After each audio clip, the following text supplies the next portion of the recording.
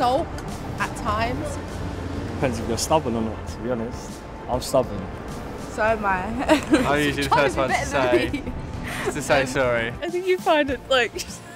Very hard. No, it's a little bit hard sometimes. Yeah. He needs to sulk before he can say sorry. I have to process, not sulk. I think you should never go to bed angry. Stewing in that frustration or disappointment is not beneficial to anybody. I mean, I can be petty, so it's probably hard for me to personally forgive sometimes, but... Even though it's my fault, she has to be right no matter what. I don't know, girls just like being right.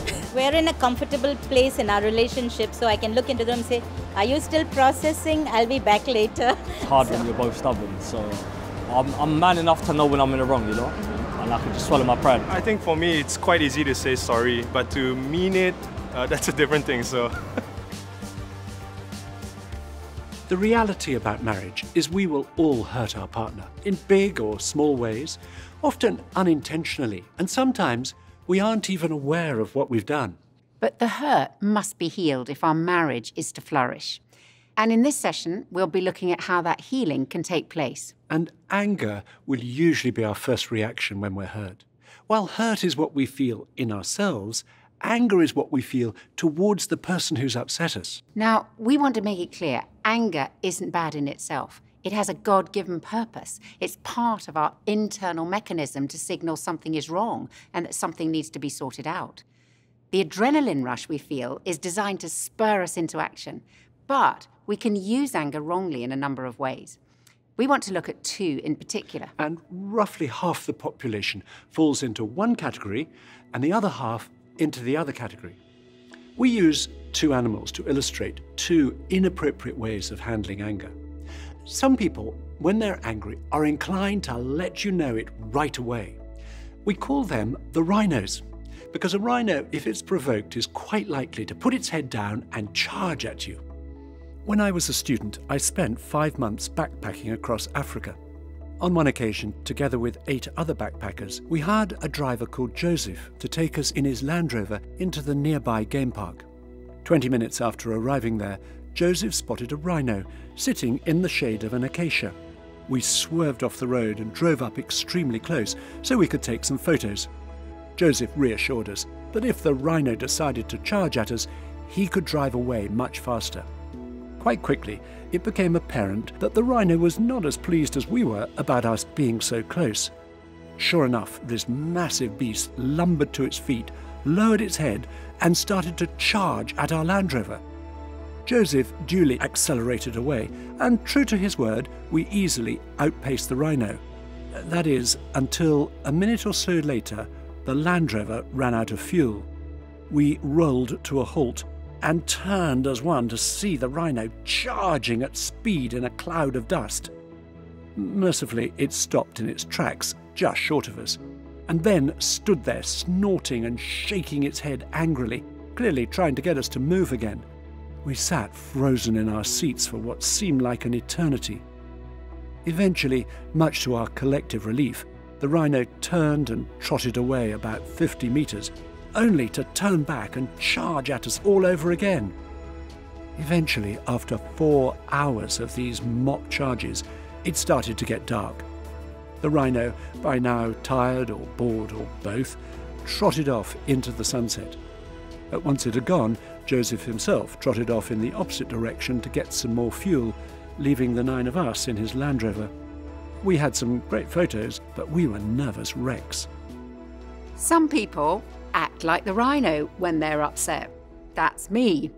Let me give you an example. Many years ago, when Nicky and I were living in Japan and Kirsty, our first child, was 4 months old, a bachelor friend of ours who lived 4 hours away in Tokyo invited us to stay with him for the weekend. Well, whenever we had done so in the past, it was always great fun and incredibly busy, as he had amazing energy and was a non-stop entertainer. Well, on the Wednesday before we were due to go, I suddenly realised I didn't feel I could cope with a weekend like that because of feeding a small baby, being awake half the night and just feeling tired. And I told Nicky I thought we should call our friend and say we couldn't come. I, on the other hand, was convinced we had to go. I thought it was very rude not to at this late stage. And we had a really heated argument. And after we had argued backwards and forwards, It became clear to me Nicky really didn't understand how I was feeling, which really upset me. And as a result, I just completely lost it with him. And I remember the exact spot where Sila was standing in our apartment, beside the basket where we kept our fruit. And I was so angry, I picked up the nearest thing, which happened to be an apple from the top of the basket, and I threw it really hard at Nicky. Unfortunately for him, we had just bought a whole box of apples, and they were arranged in a pyramid in the basket. And I proceeded to hurl them one by one across the room at him. I want to clarify, Sila was throwing them really hard. I had to duck down behind the sofa to escape being injured until the basket was empty. Now, I know that sounds very dramatic, and I want to assure you I have never thrown anything else at Nicky. But my tendency even now, when I feel misunderstood or upset, is to attack Nicky with my words. Other people, like me, respond in the opposite way to the rhino. They may hide or bury their anger. They may become quieter. They may withdraw or become cold when they're angry. And I can certainly identify with the first two of those unhelpful reactions when I'm angry. We call this group the hedgehogs because a hedgehog, when it's threatened, curls itself up into a ball and sticks out its prickles to keep its attacker at a distance. Now, it's not that those who act like a hedgehog don't feel their anger. It's just they display it differently. Perhaps by withholding affection or by suddenly developing very selective hearing towards their partner. And while Sila's danger is explosion, my danger is to hold anger or frustration or hurt inside. And Sila has no idea how I'm feeling. Hedgehog behavior is no less harmful in a marriage than rhino behavior. And I've realized it's better to have things out in the open to express what I feel when I'm upset. And I've realised that going on the attack isn't a good way to respond. And I try now to explain more calmly to Nicky what I'm feeling when I'm upset. Rhinos really can learn to calm down and be more sensitive. It's not just couples with opposite tendencies that have problems. If you have two rhinos in a marriage or two hedgehogs, that can be problematic as well. Two rhinos have to learn to calm down, while two hedgehogs have to learn to open up. So I'm definitely the rhino. No, you're not. For a moment. So I'm definitely the rhino. Yeah. Definitely. I think I've mellowed slightly. That's still my tendency, though, is to explode. I was completely a hedgehog, so everything in me would want to avoid conflict, would want to just kind of to escape from it or just not address it in any kind of way. And I don't think I saw how prickly that made me, but it definitely would make me prickly about little things where... And the funny thing is most of the time is it would mean that I would stop showing you love in the way that I wanted to be shown love. So I wouldn't hold her hand when I was walking down the street and all that kind of stuff. And in my head, I'm like, yeah, she's going to know that I'm not happy with her because I've held that back. Which you probably didn't read that in any kind of way. But it was my way of trying to communicate to you that I wasn't happy. We've definitely learned to argue. I think that was one of the really important things for our first few years of marriage, is finding a way to disagree in a way that respects each other and both works with our personalities. So we do usually have a little bit of space for me to calm down a little bit so I don't go full rhino. And also for you to process actually what you're thinking, your emotions, so we can come together a bit more calmly. And we can actually talk and say, this is how I'm feeling, this is what you're thinking, feeling, and what can we do about it? Yeah. We want you to turn to the first conversation in your journal called Rhinos and Hedgehogs.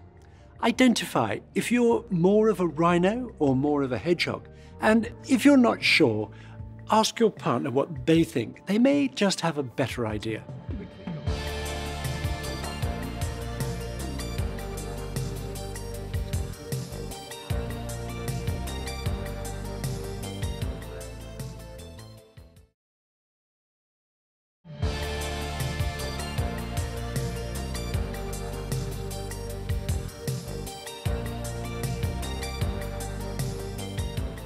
Both rhinos and hedgehogs must learn to manage their anger properly, and if necessary, get expert help to do so. Uncontrolled anger has terrible consequences, and unless we learn to control the way we express hurt and anger, Whether in response to big issues or small things, we can easily get into a pattern which is repeated again and again, and it becomes a downward spiral. Hurt leads to anger, which can then lead us to want to retaliate. Hurt for hurt, rejection for rejection. We want to show our partner what it feels like to have been upset in this way. And as a result, we get into a downward cycle of mutual blame. This can then lead to fear. Fear causes us to withdraw emotionally and build a wall of protection around our heart so as not to be hurt again. And if we're like the rhino, our skin will get thicker, and if we're like the hedgehog, our prickles will get longer and somewhat sharper. This destructive pattern of hurt and anger and mutual blame fills us up with negative emotions. Anger must be managed, not buried. It's no good pushing the emotions down and expecting them to disappear. As the psychologist and marriage counsellor Selwyn Hughes said, an emotion is never buried dead, it is always buried alive. And this is a particular danger for hedgehogs.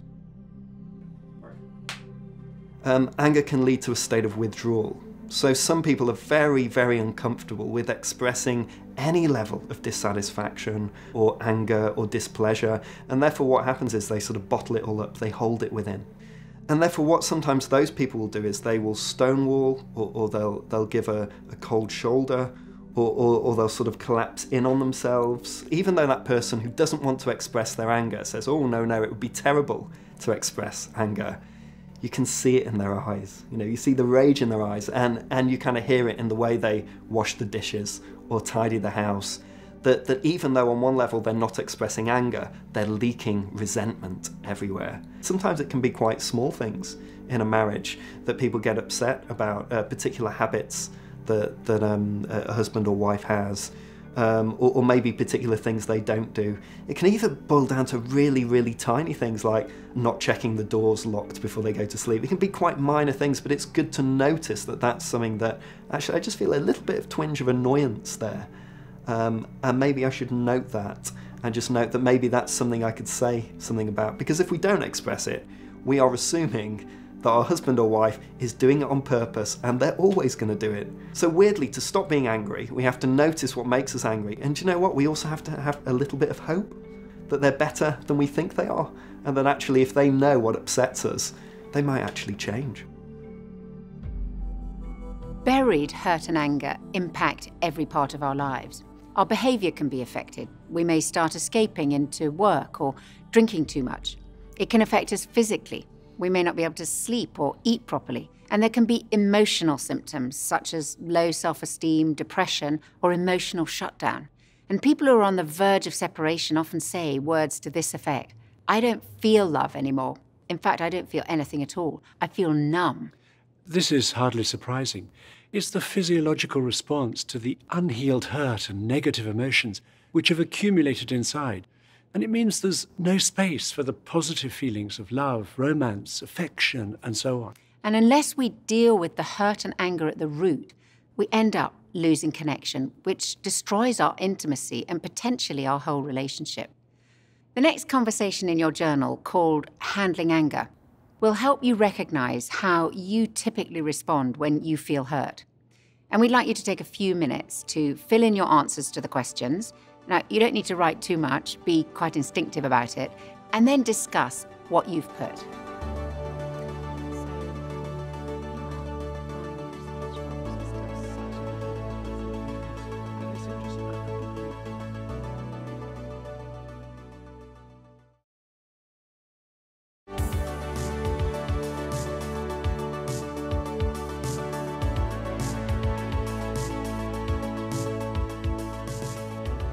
Over the years, Nicky and I have talked to many couples whose marriages are full of unhealed hurt and negative emotions, and who've thought there was no hope of reconnection and restoration.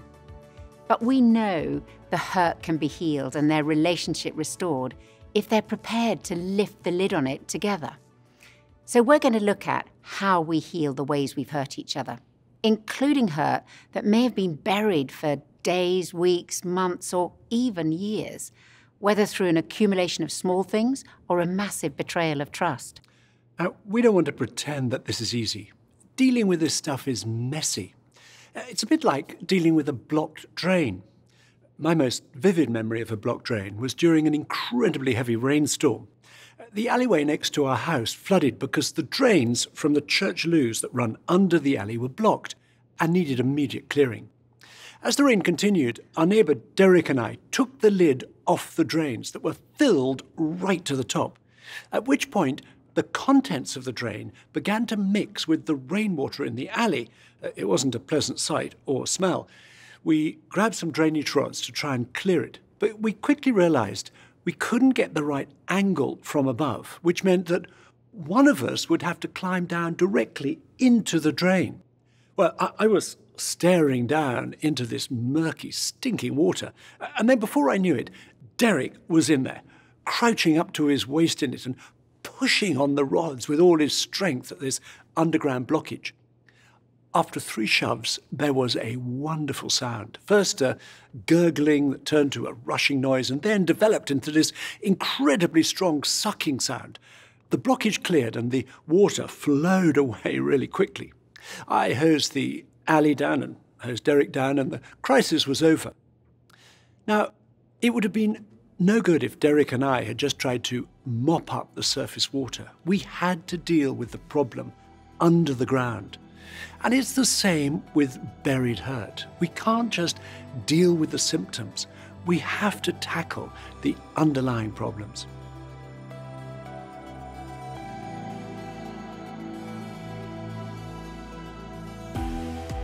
We're going to look now at a process for healing our relationship, for keeping the drain clear or unblocking it if there's a backlog of unresolved hurt.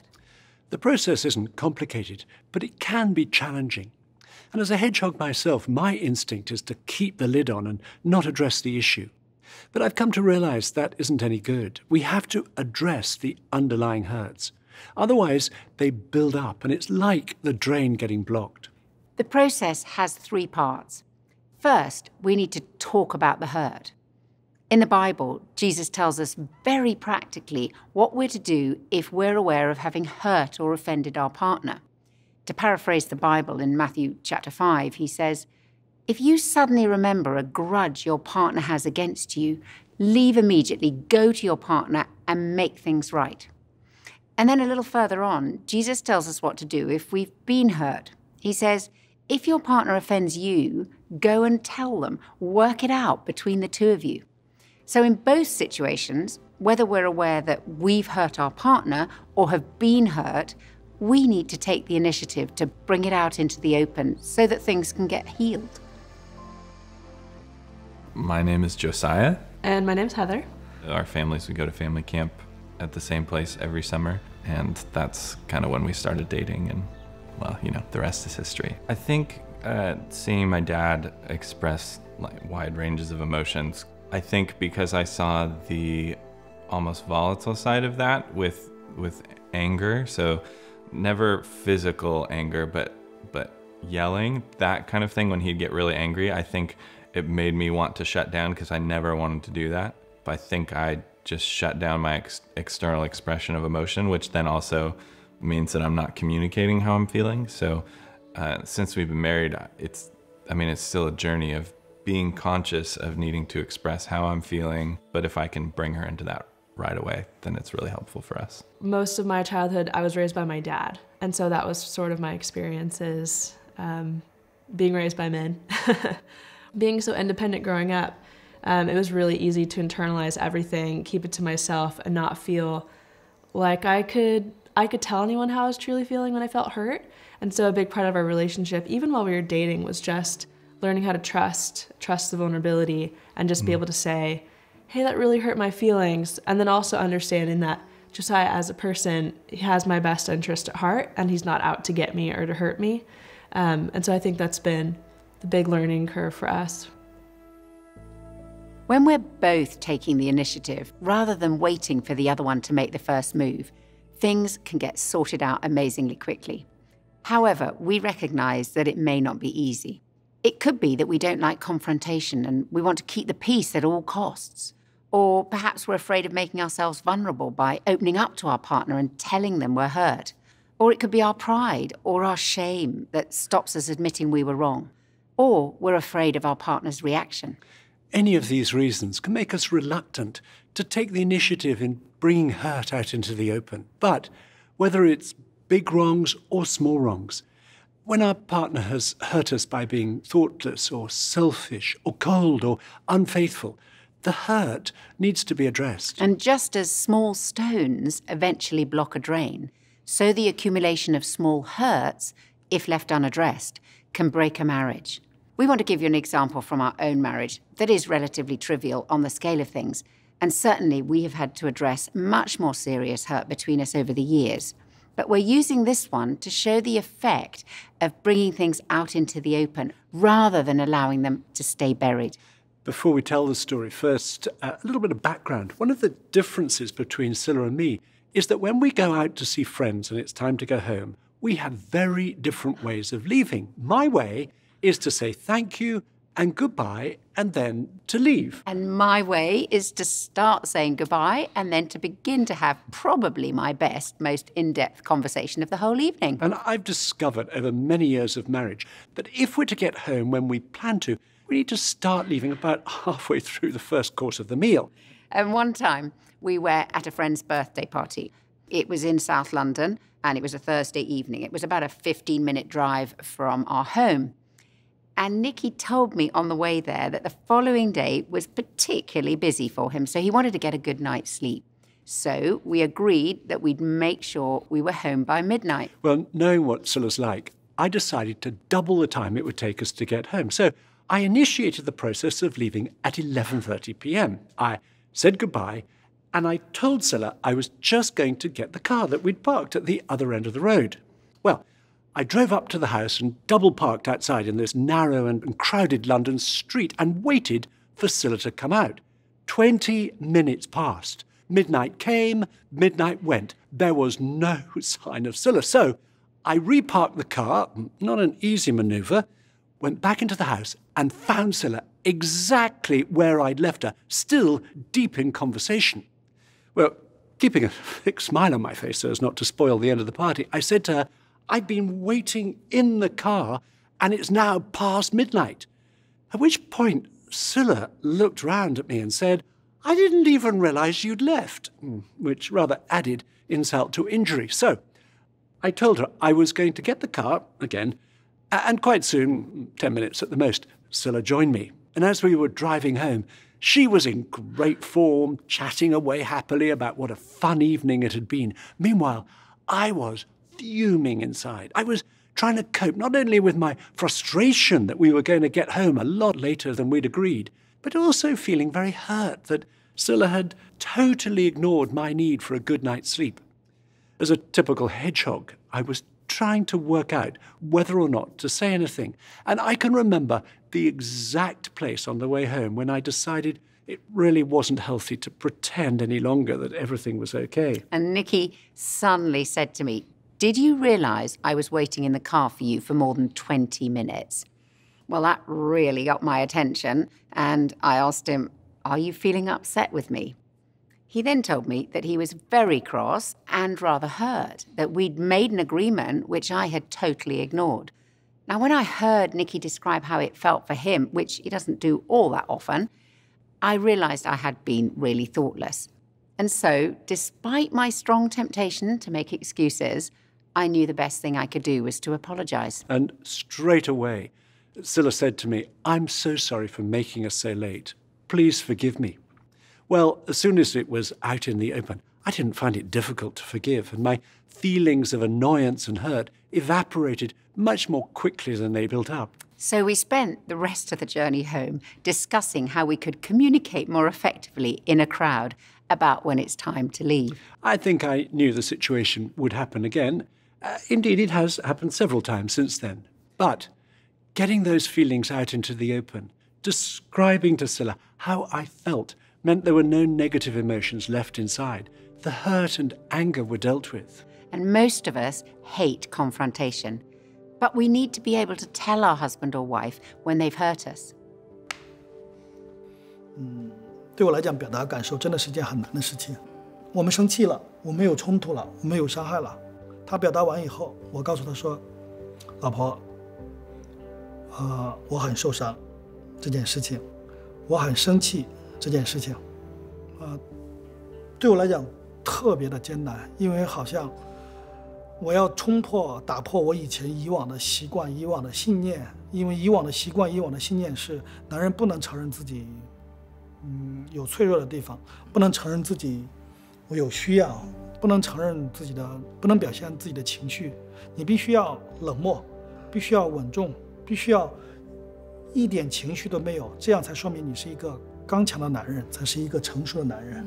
所以在夫妻的关系当中，如果我没有表达的时候，我的太太根本不知道我的心里面在想什么，她也进不到我的内心里面去，然后她也不知道这个事情对我们夫妻两人的关系影响有多大。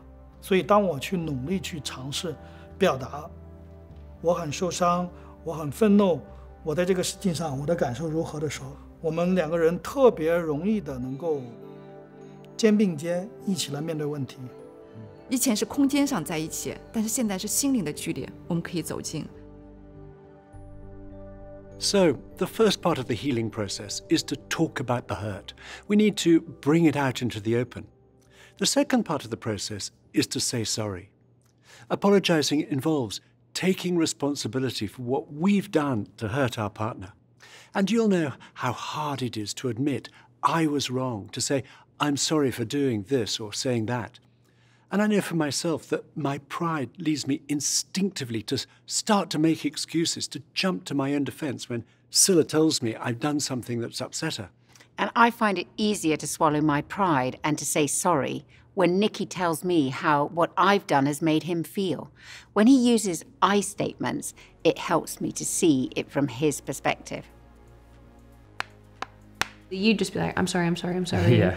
For whatever you want me to be sorry for, and I would never say sorry, never admit to being wrong. We always say sorry to each other before we go to bed. If there is an argument, you can't go to bed in our house without saying sorry. It's harder for me to say sorry than for him. He has taught me how to say sorry by saying sorry first. I think it's hard to admit when you're wrong, you know? When I have to say sorry, like something tells me, Christina, you're wrong. You have to say sorry. I get convicted pretty much very quickly. I may not act on it for a little bit. You were brought up, if I say sorry, I'm weak. Kate is very good at saying sorry. And I mean it. You're very good at waiting to say sorry. It's because you get very angry if I say sorry. And you don't mean it. And you say, what are you sorry for? And I can't articulate what I'm sorry for. 会有道歉，但道歉基本上都是在道歉的中间又包含了一种辩解。就好像我们理性上知道我们有错，我们该道歉，但真的从心底里很难发出那种真诚的一个歉意。每一次道歉，我们都就是要发自心里的道歉。Taking responsibility and apologizing effectively involves finding out from our partner how serious a particular incident was for them. It's discovering where the hurt comes on a kind of Richter scale, where 1 is a light tremor and 10 is catastrophic. So we can ask our partner, is this a 2 or is this a 10 for you? And when we're able to empathize with the extent of their distress, particularly if it's a 9 or a 10, it helps them to feel understood. And that helps hugely with the process of healing.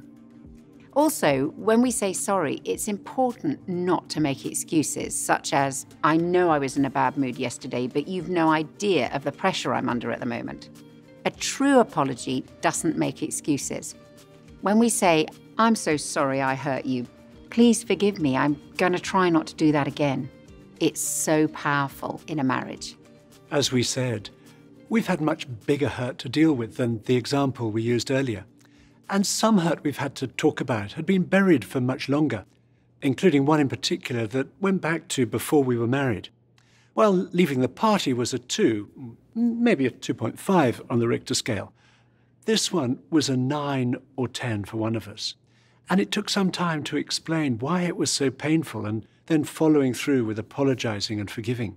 But we were amazed at the difference it made in our marriage. We can still clearly remember those feelings of closeness and freedom it created between us. In a moment, we're going to ask you to do the next conversation in your journals, Identifying Unresolved Hurt.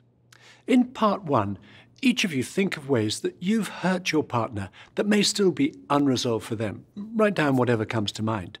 Then, in part 2, each of you write down ways that you've been hurt that are still unresolved issues for you. They may be major or minor. They may be recent or from a long way back. Then, when you've both finished writing, exchange your journals and follow the instructions. And for some of you, there may only be one issue, or maybe nothing comes to mind. And for you, this session will help you to see how to keep the drain clear in the future. Others of you will have many issues. You're dealing with a backlog, and this may be a process that takes some time. You may not be able to express why you feel hurt all in one go. But we hope that for you, this session will be the start of clearing out days, weeks, months, or even years of unhealed hurt and buried anger. For some couples, this conversation is the hardest part of the marriage course, and things can get worse before they get better. But please, don't be put off, because the result of clearing the drain, if it is blocked, is amazing. It can bring you new levels of closeness, as it did for us. I'm going to say a short prayer before you start, asking for God's help, and do please close your eyes if you'd like to. Lord, thank you that you give us your Spirit to help us. We ask you to guide each person to know what to write down and to talk about in this conversation. We pray that each couple would go at the right speed, and for those who have many issues to deal with, we ask that this would be the beginning of a process that will lead to the drain being cleared. Please help every couple to be gentle with each other as they do this. Amen.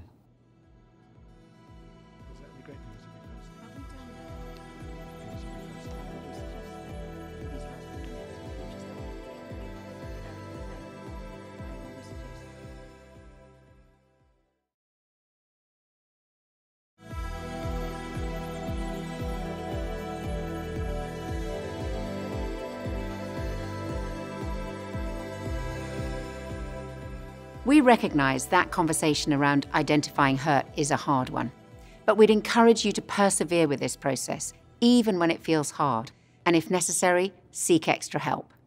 We're going to look now at the third part of the healing process, forgiveness. One of the most important things I ever learned about forgiveness is that it's not just about my feelings, but about making a choice to forgive. We all know how hard forgiveness can be. Every act of forgiveness costs us something.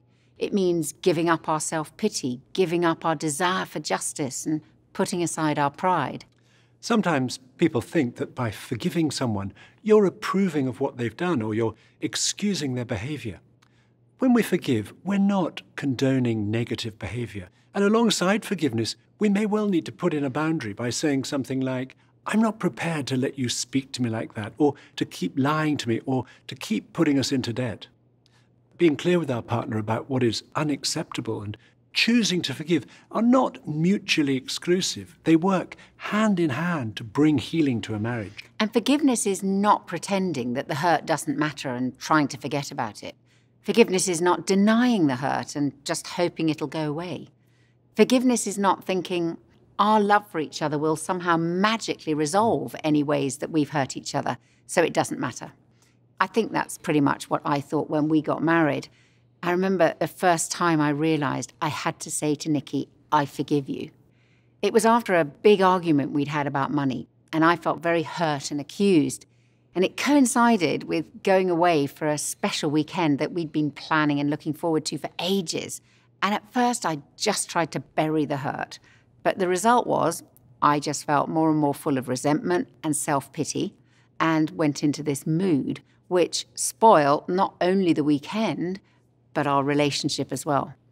But eventually, after 36 hours, I just couldn't contain it any longer, and I poured it all out to Nicky. He listened and really understood why I was upset, and then said he was sorry. It was at that point I realised for the first time I had to say out loud to Nicky, I forgive you. Now, I'm not proud of this, but I found that really hard, and I think I said it through gritted teeth. But the moment I'd said it, I felt completely different. The resentment and the self-pity left, and our relationship was restored. And we went on to have a great rest of the weekend together because my choosing to forgive had opened the way for us to draw close again. Sometimes people have said to us, "But I just can't forgive him or her for that. You don't understand." When we say, "I can't forgive," what we're really saying is either, "I won't forgive," or perhaps, "I don't know how to forgive." And often that's because we're waiting for something to happen before we can forgive. We may be waiting for the right feelings, or we're waiting for justice to be done, or we're wanting revenge first, or we're wanting to retaliate, wanting the other person to be punished. Then we think we'll be able to forgive. Forgiveness means choosing to let go of those desires, however strong they may be. The author C.S. Lewis wrote, "Forgiveness goes beyond human fairness. It's pardoning those things that can't readily be pardoned at all." If we don't forgive, if we don't release the other person, we'll be the one imprisoned by the negative emotions, by the bitterness, the resentment, the desire for revenge, and the anger that builds up inside us. Only forgiveness can set us free. So my name's Mark. I'm Laura. Just fell in love with Mark quite quickly. I just saw that this was a man that was loyal, trustworthy, and someone that I thought I could be with forever. Forgiveness is a really important part of our marriage and part of our story because we both hurt each other so many times. They weren't the kind of thing where you could go, well, it doesn't really matter, hasn't really affected me. My priorities were all completely wrong. I wasn't carving out the time that was needed for our marriage. I was married, but it was kind of more like flatmates over time with Mark, like working a lot. I decided that marriage and Mark wasn't what I wanted anymore. So we separated. And we were separated for 8 months. I guess in my way I was trying to fight for our relationship, but there were just so many things that we hadn't worked out. And Laura was gradually drifting further and further away. You know, God did something really wonderful in my heart and... Sorry. Doing great. And that day I rang up Mark and I said, yeah, I'm 100% in. I want to do this. And I thought, if God can forgive me for all the stuff that I'm aware of that I feel really ashamed about, then maybe he can help me extend that forgiveness to Laura. Over time, I was able to not just say I forgive you, but actually live that out. There's still memories. I can still remember them. I can still remember how it felt, but it doesn't have that power.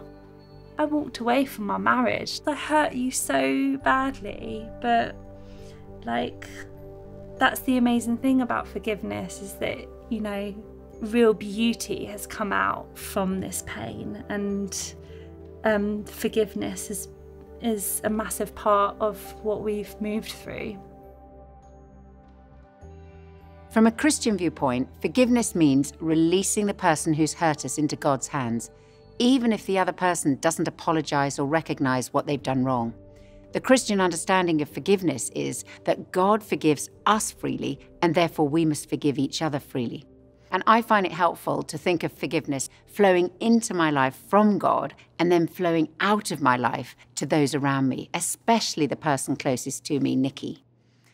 Whether you've got a Christian faith or not, we can all choose to forgive. Where there's forgiveness right at the heart of a marriage, it has unparalleled power to bring healing. I want to talk about what happens when we use this process to heal the ways we hurt each other and break out of that downward spiral. St. Paul uses this phrase in the Bible, "Love keeps no record of wrongs."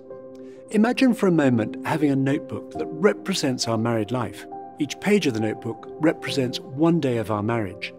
Every day we write down a list of the things we do or say or fail to do or say that are less than perfectly loving, that may hurt our husband or wife, sometimes slightly and sometimes deeply.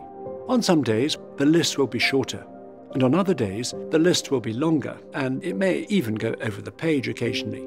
But Every day, there'll be something we could put on the page. And if these things are not dealt with, the page will be turned and the list left intact. We then start to build up a backlog of resentment and bitterness. And even if we can't remember the details of the list, these things remain in the background of our marriage and will seriously spoil our intimacy. Forgiveness means tearing off each page with whatever's written on it and throwing it away. That means choosing to forgive however we feel, not letting the sun go down on our anger, keeping the drain clear, and keeping no record of wrongs until there's a clean page in front and none turned over behind. Then we can begin each day with a fresh start and no backlog between us. When we've been through this process of talking about our hurt, saying sorry and forgiving, we can start again together.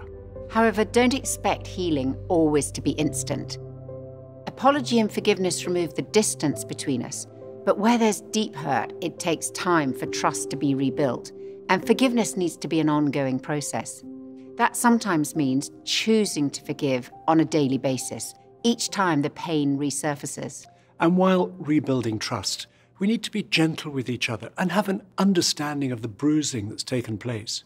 Being kind in the way we behave towards each other, going on forgiving, setting aside date nights, and comforting each other are all part of the process. And this comforting may well be needed both ways, both towards a partner who may well feel a deep sense of shame for what they've done, as well as towards the one who's been hurt. This week, we'd encourage you to spend some time thinking about the hurt that your partner's told you about. The continuing conversations involve carrying on with the healing process of apologizing and forgiving each other and rebuilding trust between you. We suggest that for these last few moments, whatever you talked about this session, you ask your partner, what could I do to help you with this process of healing? Listen, and then, if you're comfortable praying, say a prayer for each other, either aloud or silently. Otherwise, express comfort to your partner for what they've told you in some other way.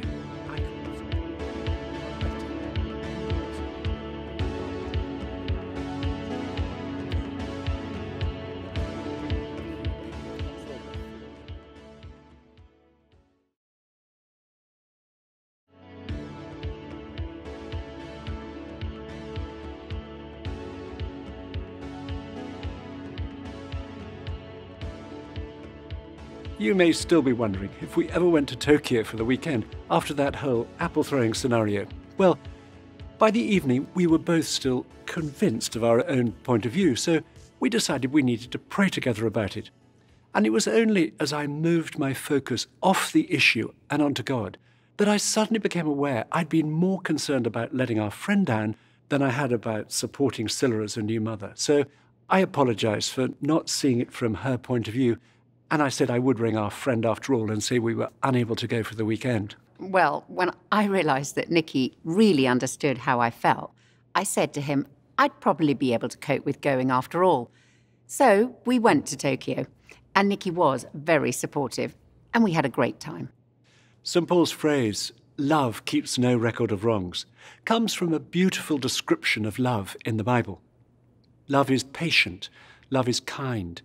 It does not envy, it does not boast, it is not proud, it is not rude, it is not self-seeking. It is not easily angered, it keeps no record of wrongs. Love does not delight in evil, but rejoices with the truth. It always protects, always trusts, always hopes, always perseveres. Love never fails. I'm going to say a short prayer around this whole area of forgiveness, so please stay as you are. Lord, thank you for your willingness to forgive us. Thank you for your example and for bearing the cost of our forgiveness. Please help us to forgive each other as you forgive us. And please bring healing into those areas in our marriage where we've hurt each other. And thank you that love keeps no record of wrongs. In Jesus' name, amen. Amen. Thank you for joining us. We'll see you in the next session.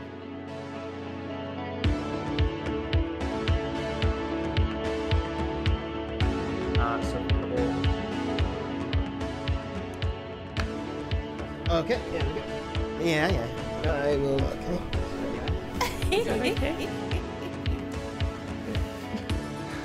What was the question again?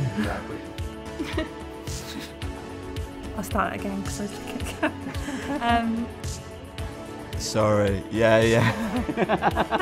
That still makes me a little mad. I am not a child, but I do need a timeout. Okay, dude, let's get on. This must definitely not go in the final cut.